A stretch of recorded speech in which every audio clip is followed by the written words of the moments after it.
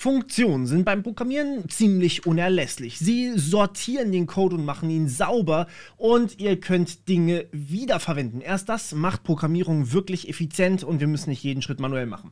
Und deswegen gibt es Funktionen. Und Funktionen in Rust sind, nun ja, wie soll ich das sagen, am Anfang erstmal relativ ähnlich wie in allen anderen Sprachen.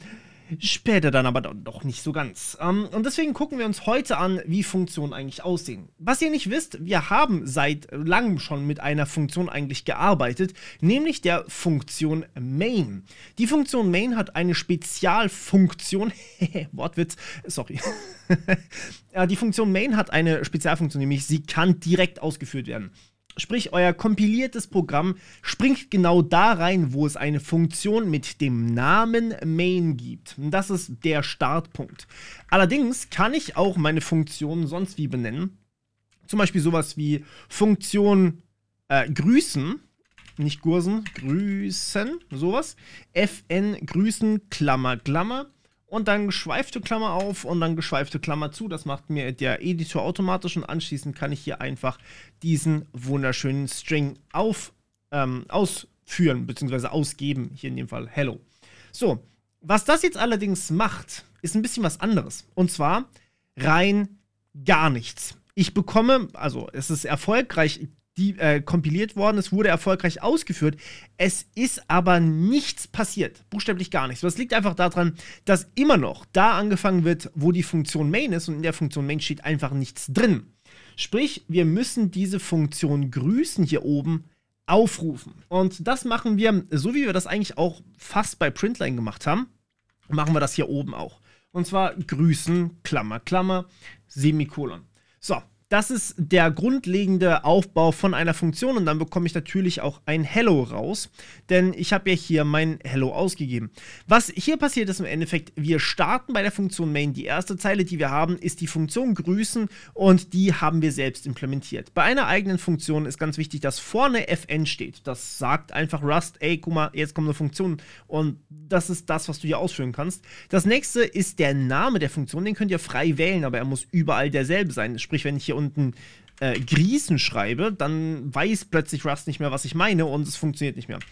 Und genauso bei Grießen.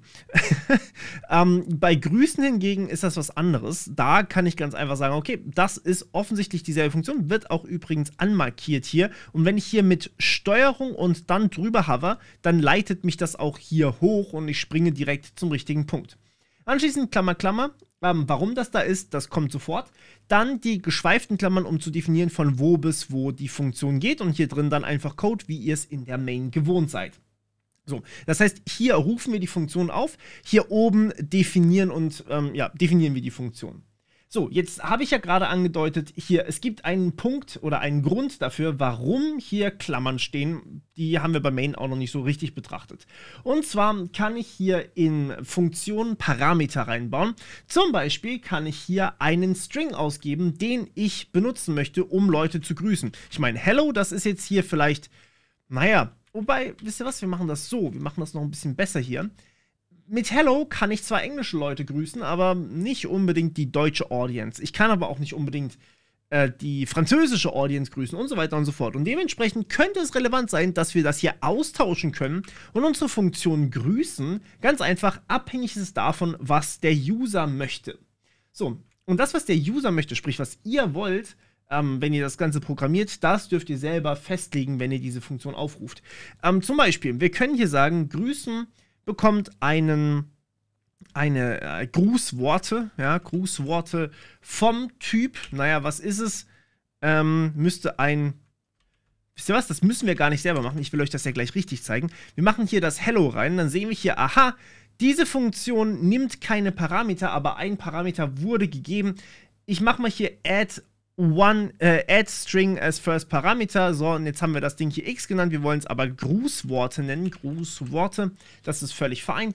Und es ist ein und str. So, Grußworte. Ihr müsst euch nicht unbedingt selber um diese ganzen Typen kümmern, weil Rust kann, oder die IDE in diesem Fall, kann euch sagen, was für Typen das alles sind. Es ist sinnvoll, wenn ihr wisst, was es für Typen sind und das hinterfragt. Das ist ähnlich wie bei dem Nutzen von KI. Ja? Ihr benutzt das Ding, aber ihr müsst trotzdem noch hinterfragen. Also im Endeffekt auch eine Art von KI, wenn man so möchte.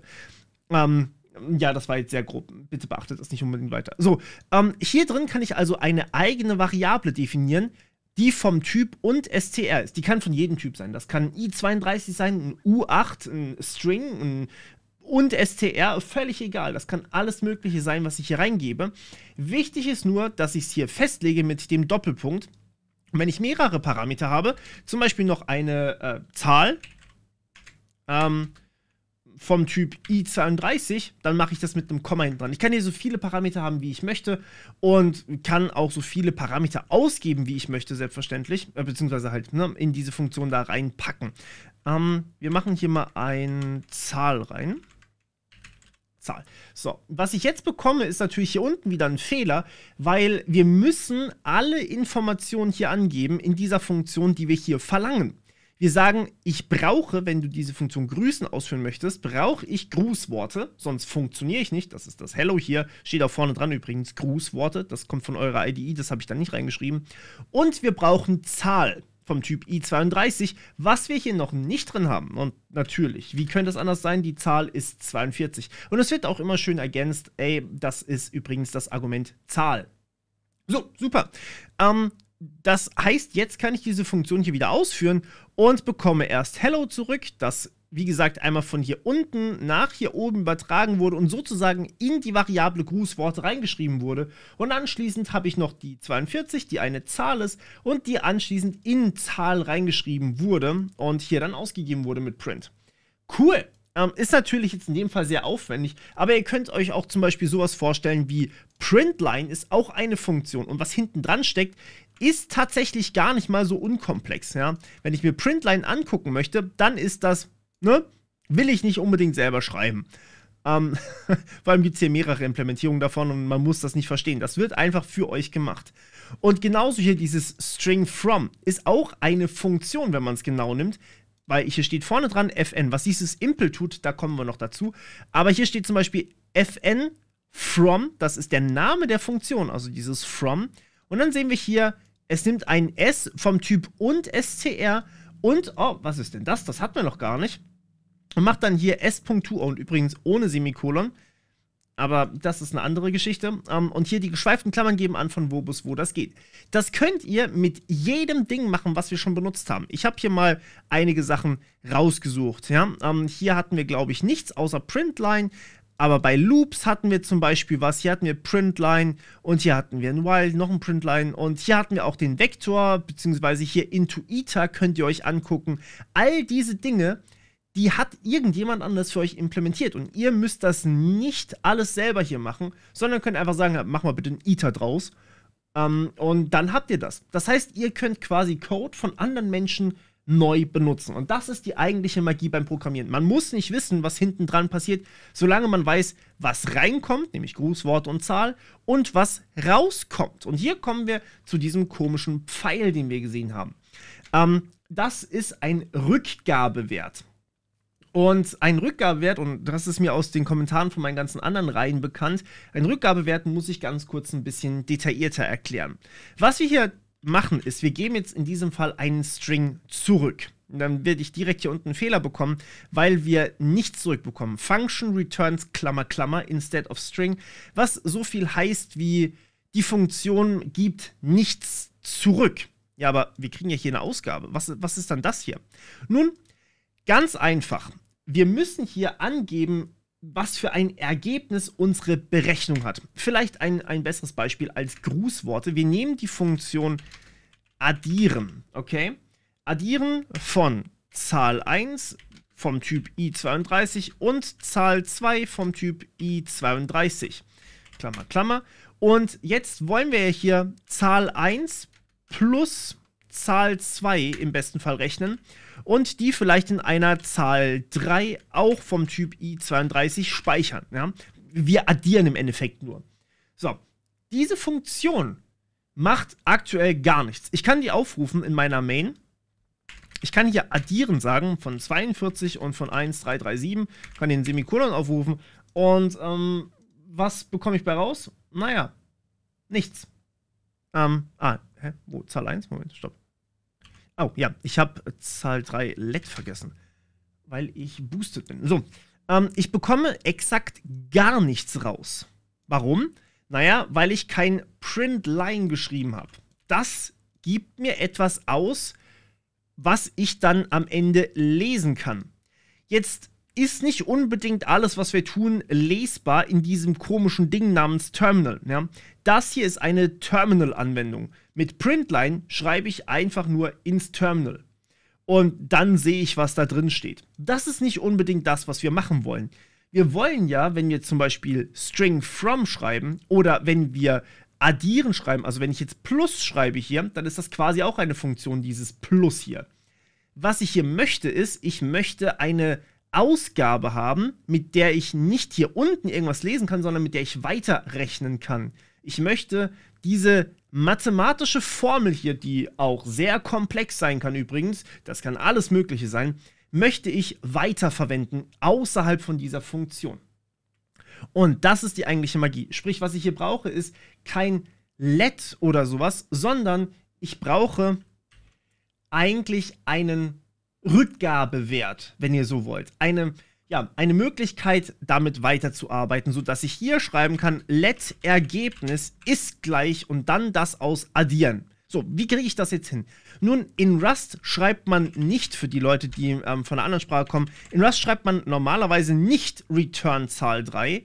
Da seht ihr direkt, dass es irgendwie, ich muss hier oben erstmal festlegen, was überhaupt zurückgegeben werden soll, nämlich i32. Das funktioniert dann auch. Dann weiß auch tatsächlich meine IDE direkt, aha, Ergebnis ist also auch vom Typ i32, weil ich kriege ja hier auf jeden Fall ein i32 zurück. Und man kann das jetzt als Return Zahl 3 schreiben. Das ist aber sehr ungewöhnlich. In Rust schreibt man normalerweise eher sowas hier. Einfach nur Zahl 3 ohne Semikolon am Ende. Und dann bekomme ich das Ergebnis in Zahl 3, also das, was hier steht, als Ergebnis dieser Funktion zurück. Ihr könnt euch wirklich vorstellen wie eine Art Berechnung. Und das Ergebnis dieser Berechnung, also von diesem Aufruf hier, das kann ich jetzt speichern. Und zwar in Ergebnis in meinem Fall. Und jetzt kann ich hier unten hergehen und zum Beispiel Printline von Ergebnis ausgeben. Und ihr seht jetzt plötzlich, aha, ich kann mit diesem Ergebnis also weiterrechnen. Ich kann hier unten drunter auch noch sagen, hey, ich berechne jetzt doch irgendwie Ergebnis plus 5 oder sowas. Oder ich berechne noch mehr oder ich stecke das Ergebnis nochmal in Addieren rein. Zum Beispiel Ergebnis plus Ergebnis. Das hat direkt funktioniert, das war unerwartet. Ergebnis plus Ergebnis. Und kann jetzt das hier wiederum ausgeben, ja. So, das würde auch funktionieren. Das wäre dasselbe, wie wenn ich hier nochmal sagen würde, okay, wir machen hier let Ergebnis 2 ist gleich das hier. Und dann gebe ich hier unten Ergebnis 2 aus. Das heißt, ich kann also mit meinem Ergebnis von der Berechnung, ohne diese Funktion zu kennen, ich muss nicht wissen, was da drin steht, ich muss nur wissen, dass ich sie verwenden kann ich das immer wieder aufrufen, auch mehrfach aufrufen, mit anderen Parametern und damit weiterarbeiten. Und das ist cool. Jetzt kann ich aber das Ganze natürlich nicht nur mit i32s machen, sondern ich kann zum Beispiel auch einen Vergleich machen. Sowas wie eine Funktion ist gerade, ja, ob eine Zahl gerade ist. Was brauche ich? Naja, ich brauche natürlich die Zahl vom Typ i32 im besten Fall, weil ich das meistens benutze. Und was ich jetzt hier mache, ist ganz einfach, Zahl modulo 2 gleich 0. Das ist mein Ergebnis. Und jetzt muss ich hier oben nur noch angeben, ja bitte, der Rückgabewert hiervon ist ein Boolean. Fertig. Das ist meine ganze Funktion. Kein Semikolon, weil das direkt mein Rückgabewert ist. Was genau bedeutet das? Nun, Zahl modulo 2 ist im Endeffekt, ich teile die Zahl durch 2 und schaue, was ich für einen Rest habe. Also ich mache mal kurz einen Taschenrechner auf für euch, damit ihr das sehen könnt. Nehmen wir diese 2758. Ich teile durch 2 und gucke, was habe ich hier für einen Rest dabei. Also ihr kennt vielleicht noch diese Division mit Rest von der Grundschule war das eigentlich. Hier haben wir 1379 Rest 0. Wenn ich jetzt hier 1379 nochmal durch 2 teilen würde, gibt es hier zwei Möglichkeiten. Entweder ich habe 0,5 oder ich sage, das Ergebnis ist 689 Rest 1. Ja? Und wenn ich Rest 1 habe, habe ich hier offensichtlich eine ungerade Zahl, 1379 ist ungerade, für die es nicht gemerkt haben, während 2758 ist wiederum eine gerade Zahl. Das heißt, ich kann hier einfach sagen, wenn ich Rest 0 habe, wenn der Rest bei der Division durch 2 0 ist, dann ist diese Zahl gerade und dementsprechend kann ich natürlich auch ist ungerade machen, brauche ich aber nicht unbedingt, weil ich hier einfach sagen kann, wenn das nicht ist, dann ist die Zahl halt ungerade. So. Okay, das heißt, ich kann jetzt hier einfach in einer Zeile quasi definieren, so eine Funktion. Und dann kann ich einfach sagen, okay, gib doch einfach mal kurz aus, ob das Ergebnis, ob das gerade ist. Und ich muss mich hier nicht weiter drum kümmern und weiß direkt, ja, mein Ergebnis ist gerade. Das kann ich jetzt zum Beispiel für sowas wie if benutzen oder für Schleifen benutzen oder, da wo ich es eben brauchen kann. Und das ist ziemlich nützlich. Das sind an sich Ausdrücke hier, das sind auch so ein bisschen zumindest, geht das in Richtung Logik, die ich einfach in Funktionen auslagere hier und so wiederverwenden kann, weil ich diese Funktion vielleicht mehrfach brauchen kann. Aber ich kann selbstverständlich auch hier noch separat Extras angeben. Also dieses Return-Statement, das gibt es trotzdem noch, das benutzt man nur normalerweise nicht am Ende. Man kann hier oben sagen zum Beispiel, wenn eine Zahl, bei der Division ist das zum Beispiel sehr, sehr gut. Lass uns das mal kurz umschreiben zu einer Division. So, Division Zahl 3 ist gleich Zahl 1 durch Zahl 2. So, jetzt habe ich natürlich ein Problem, wenn ich versuche, Zahl 2 auf 0 zu setzen und dann Zahl 3 als Ergebnis zurückzugeben. Ich mache hier einfach mal direkt das Ergebnis als Ausgabe, damit wir das auch sehen können. Wenn ich das versuche zu machen, dann kriegen wir hier not found in the scope, weil wir hier grundsätzlich was tun, was wir eigentlich nicht tun dürfen. Auch wenn diese Funktion einfach gar nicht mehr so heißt. Das sollte nämlich auch nicht not in the scope sein. So, process didn't exit successfully. Schlecht, weil wir versuchen hier durch 0 zu teilen. Und das gibt uns ein attempt to divide by 0. Und wenn wir durch 0 teilen, dann wissen wir schon alle, aha, das ganze Universum explodiert gleich. Tja.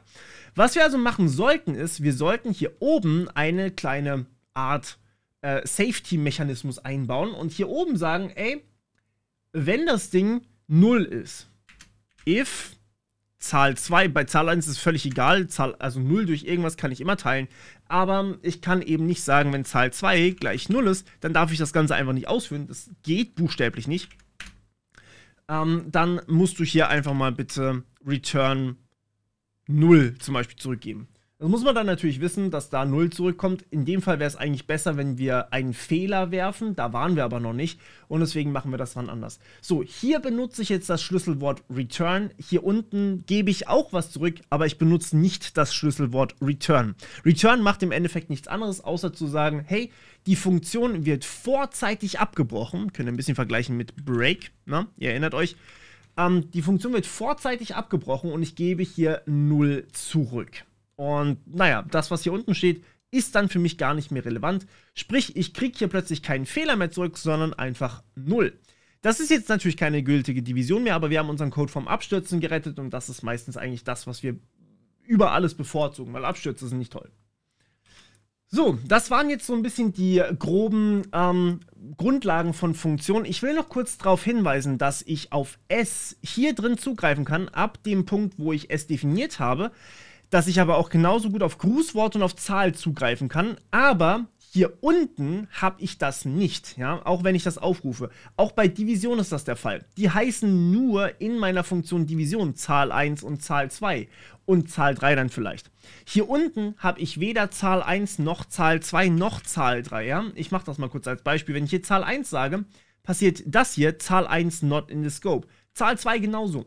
Die heißen nur innerhalb von dieser Funktion genauso und außerhalb heißt die hier einfach gar nicht, die existiert nur so lange, weil wir sie direkt übergeben, während hier außerhalb das Ergebnis haben wir Ergebnis genannt. Wenn wir wollen, dass das Zahl 3 heißt, müssen wir es hier Zahl 3 nennen und dann ist aber auch egal, dass das hier drin Zahl 3 hieß. Das Ding ist unabhängig von der Funktion, das ist ganz, ganz wichtig, diese Unabhängigkeit. Denn nur so können wir irgendjemand anders was schreiben lassen, ohne dass es für uns wichtig ist, was hier eigentlich passiert. So, vielleicht ganz kurz hier noch ergänzend für die Fortgeschrittenen unter euch, falls ihr noch da seid. hier drin haben wir die Grundlagen behandelt. Es gibt aber in Rust genauso anonyme Funktionen bzw. Closures. Es gibt genauso Higher-Order-Functions, die etwas komplizierter sind. Ich werde das später behandeln, weil man es einfach in den Grundlagen nicht braucht. Also Higher-Order-Functions oder auch Closures sind an sich nichts, was man braucht, um zu programmieren. Man kann es benutzen, um effizienter zu programmieren oder irgendwie weniger Code schreiben zu müssen für verschiedene Sachen. Es gibt auch noch Unsafe-Funktionen und, keine Ahnung, solche assoziierten Funktionen. Ja, zum Beispiel müssen wir auch noch mal anders behandeln. Bitte nehmt es mir nicht übel, dass ich das jetzt noch nicht behandelt habe. Ich möchte, dass es einigermaßen unabhängig ist. Was ich allerdings noch ganz kurz machen möchte, sind rekursive Funktionen. Und rekursive Funktionen sind eigentlich ganz lustig. Man braucht sie in der Praxis nicht unbedingt so super häufig, aber gelegentlich braucht man sie. Und eigentlich ist es bloß, dass ich eine Barriere in eurem Kopf breche, das Ganze, ja. Eine Funktion darf sich durchaus auch selber aufrufen. Das sieht dann so aus. Factorial zum Beispiel kann man sie nennen. Ich nenne sie jetzt mal absichtlich nicht Fuck. N vom Typ U32 zum Beispiel. So, dann haben wir schon mal sichergestellt, das Ding ist auf jeden Fall eine positive Ganzzahl und gibt auch ein U32 zurück. Und was hier passiert ist, normalerweise wollen wir n mal Factorial von n-1 zurückgeben. Ja? Also die Faktorisierung, Fakultät berechnet sich normalerweise so. N, Ausrufezeichen schreibt man mathematisch so, ist gleich n mal n-1 mal und so weiter und so fort mal 2 mal 1. Und das ist das Ergebnis davon. Das ist einfach n Ausrufezeichen. Und was wir jetzt hier machen ist, wir sagen, okay, wir berechnen das nicht selber. Man könnte das übrigens auch in einer Vorschleife schreiben, wäre die viel, viel intelligentere Lösung, aber gelegentlich ist es einfach ein tolles Beispiel für Rekursion und deswegen benutze ich das ganz gerne. Was wir hier machen ist, wir sagen, okay, wir berechnen n mal und dann rufen wir die Funktion einfach selber nochmal auf und sagen hier n-1, weil, naja, wenn ich n-1 Ausrufezeichen habe, ist das genau dasselbe. Das ist genau dasselbe wie n-1 mit einem Ausrufezeichen. Das ist genau das gleiche. Und deswegen sagen wir hier, okay, die Funktion macht einfach n mal n-1 Ausrufezeichen. Aber, das ist ganz, ganz wichtig, wie bei einer Schleife müssen wir hier irgendwann abbrechen. Und zwar, wenn, oh, hier will ich das hier machen, ohne Semikolon, sorry.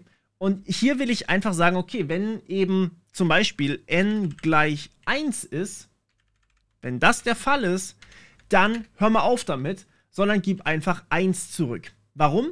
Naja, wenn ich n mal 1 habe oder irgendeine Zahl mal 1 habe, verändert sie sich nicht mehr und bei 0 wird sie halt 0, dann habe ich ganz verloren. Deswegen geht ja das nie bis 0, es geht ja immer nur bis ...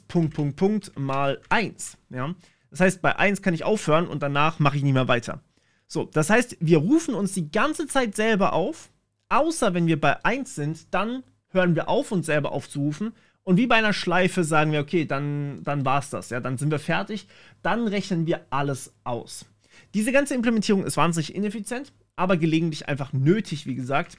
Und in dem Fall kann man es, wie gesagt, auch mit einer Schleife machen. Aber ich will euch kurz zeigen, wie das Ganze aussieht. Und zwar, wenn ich hier Factorial von 42 eingebe, das wird wahrscheinlich zu groß sein. Machen wir Factorial von 5. Ja, dann kriegen wir hier Ergebnis. Und das Ergebnis sieht... ja, natürlich.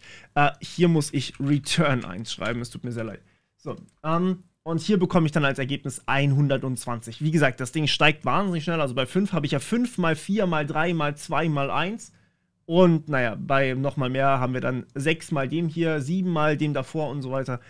Dementsprechend hier passt auf, dass ihr nur kleine Zahlen verwendet. Aber wir brauchen eben wie bei einer Schleife auch diese Abbruchbedingung sozusagen. Und die Abbruchbedingung in dem Fall heißt einfach, wir gehen nicht mehr weiter. So, wenn euch das jetzt zu viel war, schaut das Video gerne ein zweites Mal. Hier sehen wir übrigens sogar in der IDE, dass hier irgendwas passiert, was lustig ist. Finde ich sehr, sehr cool, dass mir das angezeigt wird. So kriegen wir quasi den kleinen Hinweis, hey, du rufst dich da selber auf. Ich glaube, das heißt das zumindest. Ich habe da nie so wirklich drauf geachtet. Und ja, viel Spaß beim Experimentieren. Versucht mal wirklich einzelne Dinge in Funktionen auszulagern, die ihr schon programmiert habt. Also Kleinigkeiten einfach nur. Und ja, dann hören wir uns wieder beim nächsten Mal. Bis dann. Ciao.